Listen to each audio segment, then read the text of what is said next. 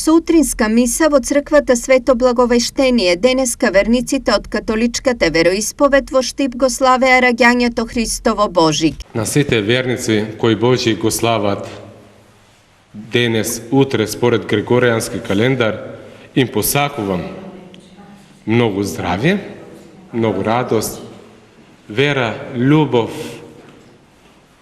надеж, веселба, да се сакат едни со други. Им посакувам мир во семејствата.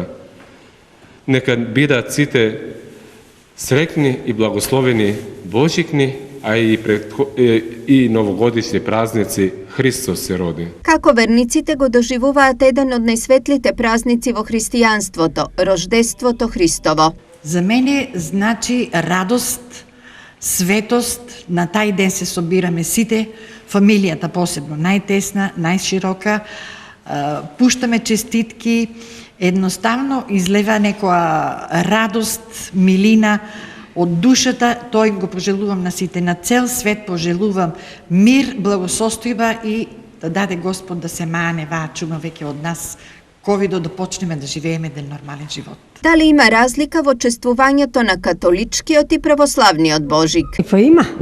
Ja дома си ги викам децата на ручок обавезно.